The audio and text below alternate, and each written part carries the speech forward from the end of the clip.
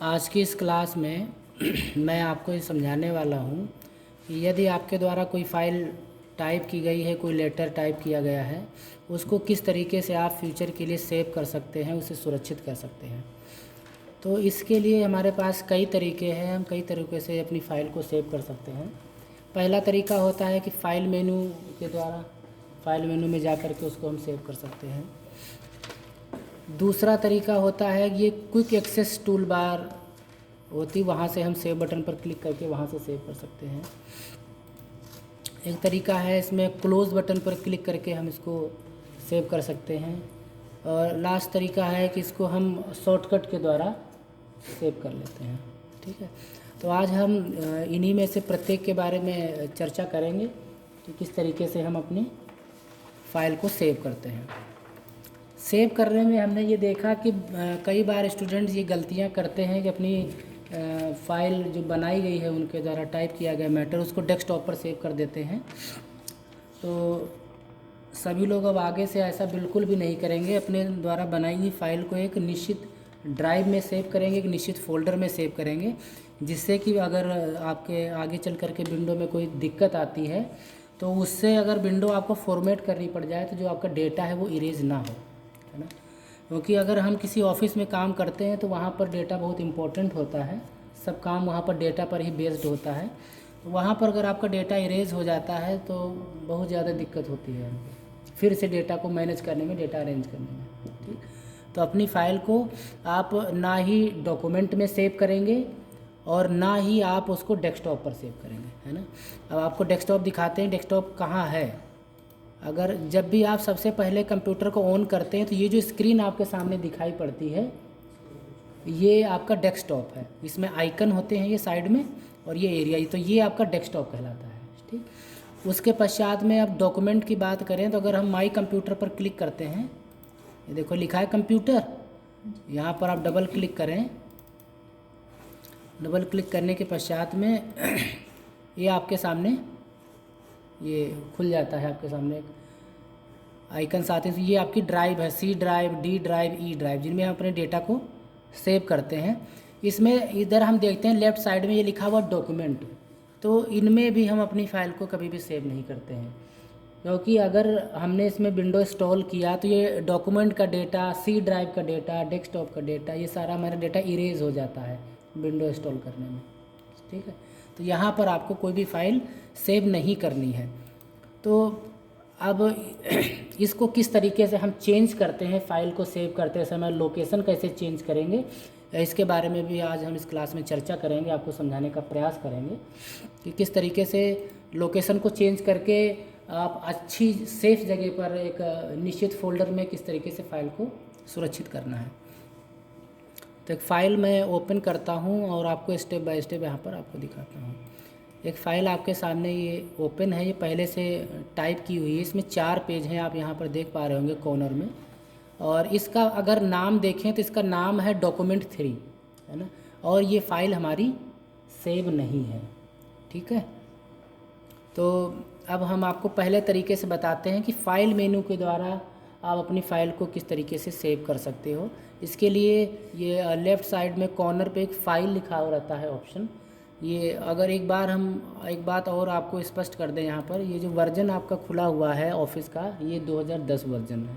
ठीक है, 2010 वर्जन में अगर आप देखेंगे यहाँ पर फ़ाइल लिखा रहता है ब्लू कलर में, है ना, नीले कलर में फ़ाइल जो है लिखा रहता है। तो आपको यहाँ पर क्लिक करना है। अगर यहाँ पर अगर ऑफिस आपका 2007 है, 2007 का ऑफिस है, तो यहाँ पर एक ऑफिस बटन आती है। ठीक है, वहाँ पर ये फ़ाइल आपका लिखा हुआ नहीं आएगा, ऑफिस बटन बनी रहती है। तो आपको वहाँ पर क्लिक करेंगे तो आपका इस प्रकार का एक ड्रॉप डाउन मेनू आपका ओपन होगा और उसमें से आपको सेव ऑप्शन पर क्लिक करना है। यहाँ पर 2 ऑप्शन आते हैं, सेव और सेव एज। तो सेव एज का आपको चयन नहीं करना है, सेव ऑप्शन का आपको चयन करना होगा इसमें। ठीक है, तो यहाँ पर हम सेव बटन पर क्लिक करते हैं। जैसे ही आप सेव ऑप्शन पर क्लिक करेंगे आपके सामने ये सेव का डायलॉग बॉक्स ओपन हो जाता है। ठीक है, अब यहाँ पर थोड़ा सा आपको सावधानी पूर्वक ध्यान देना है, क्योंकि सारा खेल आपका यहीं से ख़राब हो जाता है, आप लोकेशन चेंज नहीं करते हो और वो कहीं पर भी सेव हो जाता है। तो सबसे पहले आपको क्या करना है, अपनी फ़ाइल का लोकेशन चेंज करना है। ठीक, तो अब जब हम अपनी फ़ाइल को सेव करेंगे तो सी ड्राइव में नहीं सेव करेंगे, डेस्कटॉप पर नहीं करेंगे, डॉक्यूमेंट में नहीं सेव करेंगे। अर्थात अगर अन्य कोई ड्राइव आपकी इसमें, जैसे डी ड्राइव है, ई ड्राइव है, जी ड्राइव, आपने अन्य जो ड्राइवें बना रखी हैं उसमें हम अपनी फ़ाइल को सेव करेंगे। ठीक है, तो उसके लिए अब आपको क्या करना होगा, यहाँ पर देखते हैं ये डेस्कटॉप आ रहा है, तो सबसे पहले स्टूडेंट जाता है डेस्कटॉप पे क्लिक करता है, क्योंकि वो फाइल उसको पटल पर दिखाई पड़ जाती है, उसके सामने रहती है, तो उसे लगता है कि आसानी है डेस्कटॉप पे सेव कर दो, फाइल आसानी से हमको ढूंढने में मिल जाएगी। लेकिन ऐसा नहीं करना चाहिए। यदि आप ऐसा करते भी हो तो जैसे ही आपका उस फाइल का काम पूरा हो जाए उसको वहाँ से कट करके फिर निश्चित लोकेशन पर उसे पहुँचा दो, यदि आप अभी कुछ समय के लिए कर सकते हो, यदि आप करना चाहो तो, है ना। नहीं तो आप पहले से ही उस फाइल की लोकेशन को चेंज कर दें।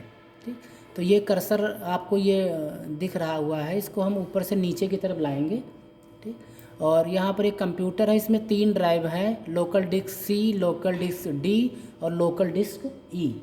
अब इसमें से जो सी ड्राइव है, सी ड्राइव में हमारे सिस्टम में जितने भी सॉफ्टवेयर हैं वो इंस्टॉल होते हैं, तो इसलिए हम इसमें भी कभी भी कोई फाइल सेव नहीं करते हैं। तो अब इसमें हमारी डी ड्राइव और ई ड्राइव है, इसमें से हम किसी एक का चयन कर लेंगे जिसमें आप पहले से ही अपनी फ़ाइल को सेव करते हैं। ठीक, यहाँ पर हम इसको क्लिक करेंगे ऐसे, डी जैसे आप क्लिक करेंगे तो उसमें जो पहले से फाइलें सेव होंगी वो आपके सामने आ जाएंगी, और अगर आप ऊपर भी यहाँ देखेंगे तो उसकी लोकेशन चेंज हो गई है, यहाँ पर डी ड्राइव आपके सामने खुल करके आ गई है। ठीक, अब उसके बाद में नीचे की तरफ अगर देखते हैं तो यहाँ पर लिखा है फाइल नेम। ठीक है, ये लिखा हुआ है फाइल नेम, उसके आगे एक एरिया है जिसमें हम फाइल का नाम अपना टाइप करते हैं। ठीक, तो यहाँ पर जिस नाम से हम अपनी फ़ाइल को सेव करना चाहते हैं वो फाइल का नाम हम यहाँ पर टाइप करेंगे। तो यहाँ पर एक बात हम और आपके ध्यान में लाना चाहते हैं कि यहाँ पर ज़्यादातर स्टूडेंट या जो काम करने वाले कर्मचारी हैं वो क्या करते हैं, यहाँ पर अपने ही नाम से फ़ाइल को सेव कर देते हैं। तो यह भी एक गलत बात होती है, ये एक बैड हैबिट है। अपनी फ़ाइल से अपने नाम से कभी भी अपनी फ़ाइल को सेव नहीं करना चाहिए, क्योंकि कुछ समय बाद, यदि हमें 1 साल बाद, 6 महीने बाद, 3 महीने बाद दोबारा हमको वो फाइल ढूंढनी पड़ती है तो हमको उसे सर्च करने में दिक्कत आती है। तो हमेशा सेव करते समय अपनी फ़ाइल को उस संबंधित वर्क से ही सेव करना चाहिए, जिस वर्क जो हम काम कर रहे हैं उससे रिलेटेड ही नाम हमको अपनी फ़ाइल का देना चाहिए, ताकि ज़रूरत पड़ने पर अगर उसको हम उसमें से सर्च करें तो वो हमसे पता चल जाएगा कि हमको वो फ़ाइल चाहिए, तो उस नाम से वो हो सकती है। ठीक है, तो अपने नाम से कोई भी फाइल नहीं करेंगे। और एक बात और बता दें, एक ही लोकेशन में सेम नाम से 2 फाइलें कभी भी सेव नहीं होती हैं। तो यदि आपने एक बार से, मान लो जैसे इनकम टैक्स के नाम से आपने एक फ़ाइल क्रिएट कर रहे थे, इनकम टैक्स से रिलेटेड थी, तो आपने उसको इनकम टैक्स का नाम दे दिया। अगर कोई दोबारा आप कोई नेक्स्ट फाइल बना रहे हैं इनकम टैक्स से रिलेटेड, तो आप उसको इनकम टैक्स में कुछ एक्स्ट्रा नाम और ऐड कर दें जो उस फाइल से डिफ़र हो जाए। नहीं तो क्या होगा, अगर आप उस दोबारा वाली फ़ाइल को भी इनकम टैक्स के नाम से ही सेव करते हैं तो जो पहले वाली फ़ाइल होगी वो आपकी रिप्लेस हो जाएगी और ये वाली फ़ाइल उसके स्थान पर आ जाएगी, है ना। पहली वाली फ़ाइल आपकी डिलीट हो जाएगी। ठीक है, तो हर बार आप फाइल के नाम में थोड़ा सा, अगर सेम फाइलें हो रही हैं तो थोड़ा सा नाम उनमें चेंज कर दें।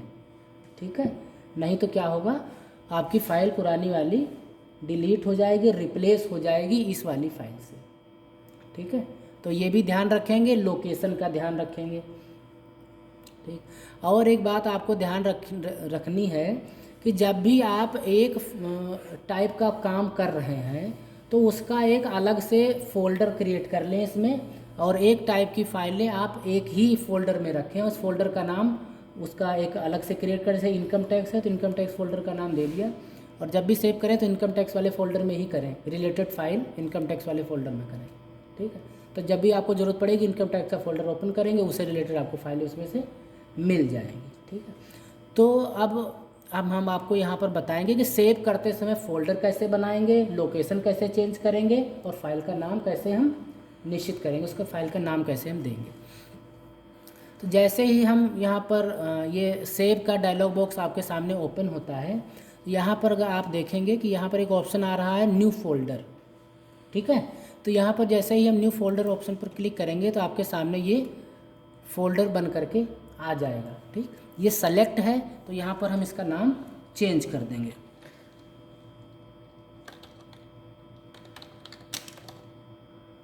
तो ये इनकम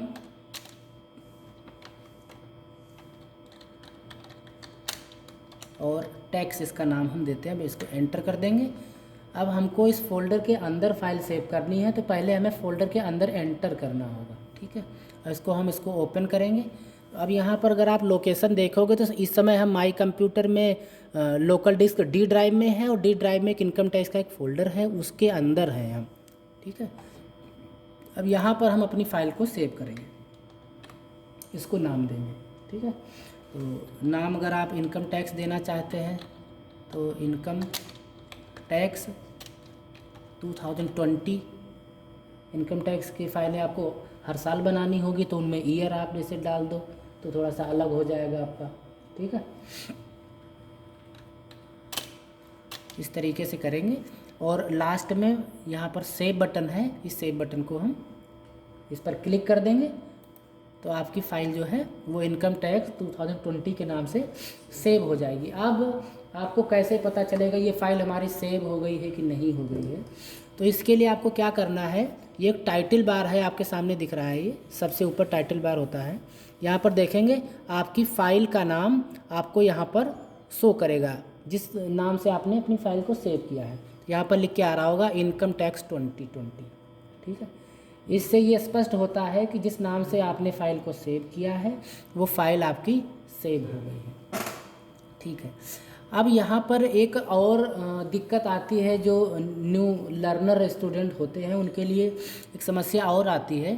जैसे उन्होंने क्या किया कि थोड़ी देर अपनी फ़ाइल को एक बार सेव कर लिया, थोड़ी देर टाइप किया, अब टाइप करने के पश्चात वो फिर से वहाँ पर जाते हैं फाइल मेन्यू में और फाइल को सेव करते हैं, तो उनको ऐसा प्रतीत होता है कि फ़ाइल में वो जो सेव का डायलॉग बॉक्स है वो ओपन नहीं होता है। उनके द्वारा ये कहा जाता है कि हमने सर फाइल को पुनः सेव करने के लिए हम सेव बटन पर क्लिक करते हैं तो जो सेव वाला डायलॉग बॉक्स है वो ओपन नहीं होता है। तो यहाँ पर यह भी हम आपके लिए स्पष्ट कर दें कि जब हम एक बार एक नाम से फ़ाइल को सेव कर देते हैं तो उसमें अगर दोबारा हम सेव बटन पर सेव करने के लिए क्लिक करते हैं तो वहाँ पर अब सेव का डायलॉग बॉक्स दोबारा ओपन नहीं होगा। आपकी फ़ाइल जैसे ही आप सेव बटन पर क्लिक करेंगे तो जितना नेक्स्ट डेटा आपने उसमें टाइप किया है उस बटन पर क्लिक करते ही वो उसमें ऐड हो जाएगा। प्रत्येक बार आपको सेव करते समय फ़ाइल का नाम नहीं देना है। एक फ़ाइल को सेव करते समय बस एक बार ही फ़ाइल का नाम आपको देना है, ठीक है। फिर नेक्स्ट टाइम आप बस वहाँ पर फाइल मेन्यू पे जाएं, फाइल बटन पे क्लिक किया, क्लिक करने के पश्चात आपको सिर्फ सेव बटन पर क्लिक करना है। जैसे ही सेव बटन पर क्लिक करेंगे वो आपकी फ़ाइल में जो डेटा आपने टाइप किया है, ऐड किया है, वो आपका उसमें जुड़ जाएगा और फाइल आपकी वो सेव हो जाएगी, ठीक है। तो यहाँ पर आपको ये स्पष्ट हो गया होगा। तो एक तरीका जो मैंने आपको बताया कि फ़ाइल मेन्यू के द्वारा किस तरीके से फ़ाइल को आप सेव करते हैं, ये आपको समझ में आ गया होगा, ठीक है। अब इसको थोड़ा सा हम कॉपी करते हैं, एक नई फ़ाइल क्रिएट करते हैं और दिखाते हैं कि दूसरे तरीके से कैसे आप सेव करते हैं, क्योंकि ये तो आपका सेव हो चुका है, अब दोबारा तो इसमें सेव करने का मेन्यू आने वाला नहीं है। तो यहाँ पर हम कॉपी करेंगे और नई फ़ाइल इंसर्ट कराएंगे, उस डेटा को यहाँ पर पेस्ट कर देंगे। अब यहाँ पर आप देखेंगे ये डॉक्यूमेंट 4 आपके सामने आ गया है, अर्थात ये फ़ाइल आपकी सेव नहीं है, ठीक। सेव होगी तो जो आप नाम देते उस नाम से आपकी ये फ़ाइल सेव होती। तो एक तरीका आपको समझ में आ गया। दूसरा मैंने आपको बताया था ये क्विक एक्सेस टूल बार आपके सामने ये टाइटल बार पर है। आप यहाँ पर क्विक एक्सेस टूल बार में एक सेव का आइकन होता है, यहाँ पर आप देख पा रहे होंगे, मैंने वहाँ पर क्लिक किया है, लिखा आ रहा है सेव, ठीक है। यहाँ पर आप जैसे क्लिक करेंगे, है ना, तो ये जो एरिया आपको दिख रहा है, मैंने इसका नाम आपको बताया quick access tool bar. Quick access का मतलब है जहाँ पर आप जल्दी से पहुँच सकें और अपनी फ़ाइल को सेव कर सकें। तो यहाँ पर ये आइकन है आपका क्विक एक्सेस टूल बार, इसमें सेव बटन है आपके सामने। इस पर हम जैसे क्लिक करेंगे तो ये सेव का डायलॉग बॉक्स आपके सामने फिर से ओपन हो जाएगा।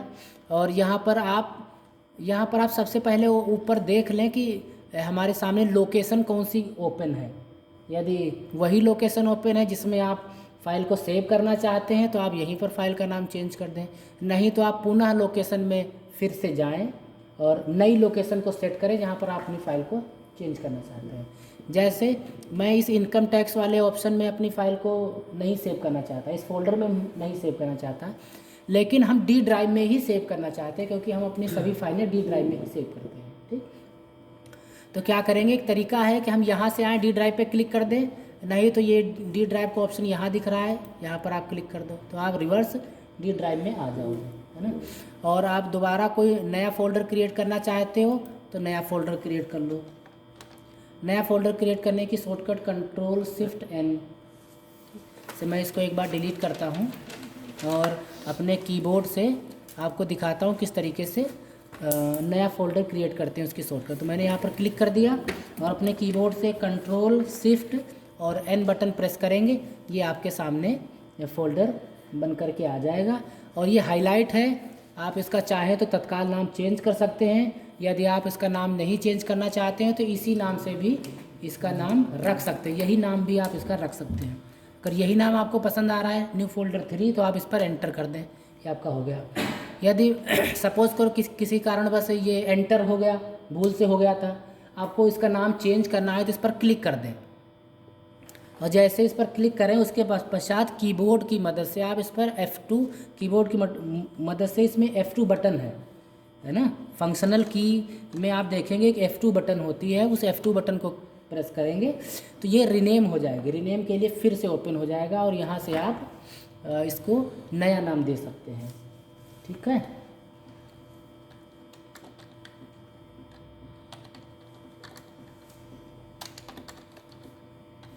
एम्प्लॉय डिटेल्स के नाम से आप सेव कर सकते हैं, जितने आपके उसमें एम्प्लॉय काम करते हैं उनका अगर डेटा आपको रखना है तो आप इसमें रख सकते हैं। अब एम्प्लॉय डिटेल का फोल्डर है, इसमें करना है, इसको ओपन कर दो। अगर आप चाहते हैं कि हर एम्प्लॉय की डिटेल हम अलग अलग सेव करें तो इस फोल्डर के अंदर आप अलग अलग भी फोल्डर बना सकते हैं सबके नाम के हिसाब से, जैसे वेद पाठक के नाम से, भरत के नाम से, प्रांजल के नाम से, अंजलि के नाम से, प्रतिभा के नाम से, शीतल, मतलब ऐसे जितने भी एम्प्लॉय आपके वहाँ पर काम करते हैं सबके लिए अलग अलग फोल्डर क्रिएट कर सकते हैं। और आपको बस क्या करना है, बस Ctrl+Shift+N, ये नेक्स्ट हो गया, फिर Ctrl+Shift+N, फिर enter, Ctrl+Shift+N enter, Ctrl+Shift+N enter. इस तरीके से आप ऐसे फोल्डर कई सारे बना सकते हैं। इनमें नाम भी आपको चेंज करना है तो अब यहाँ जाओ, F2 बटन प्रेस करो, ये नाम आपका चेंज हो गया, फिर एंटर आप कर दो, नए पे आओ, फिर F2 बटन प्रेस कर दो। तो इस तरीके से आप इनमें आप फोल्डर बना सकते हो। यदि F2 बटन वर्क नहीं कर रही तो इनके पर इस पर क्लिक करो, क्लिक करने के पश्चात पर राइट क्लिक करो, राइट क्लिक करने के पश्चात नीचे रीनेम का ऑप्शन आता है, यहाँ से भी आप अपनी फ़ाइल को रीनेम कर सकते हो। फाइल हो या फोल्डर हो, किसी का भी नाम आप इस तरीके से चेंज कर सकते हो। ठीक है, तो मैं अब यहाँ से एम्प्लॉय डिटेल थी लेकिन हमको ये नहीं हमको चाहिए इस तरीके से, तो हम क्या करते हैं, यहाँ पर इन सब फोल्डर को हम डिलीट कर देते हैं, है ना, क्योंकि हमको कॉमन एक ही फोल्डर में चाहिए। तो आप इस तरीके से भी कर सकते हैं। एक साथ डिलीट करना है तो इनको एक साथ सेलेक्ट कर लो, Ctrl+Shift, इसमें तो कमी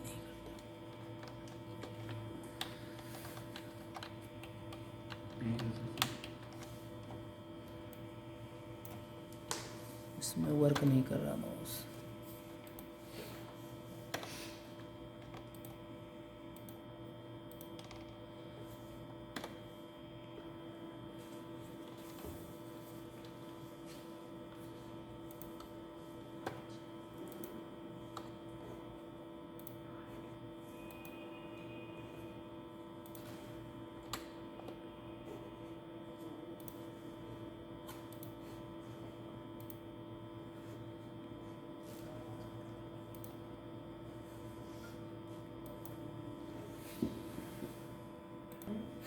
तो अब यहाँ से अगर आपको फ़ोल्डर डिलीट करने तो सारे डिलीट कर दो और उसके पश्चात आप यहाँ से नया अपनी फ़ाइल का नाम दे सकते हो, जिस भी एम्प्लॉय की डिटेल हो जिससे रिलेटेड आपने डेटा तैयार किया है।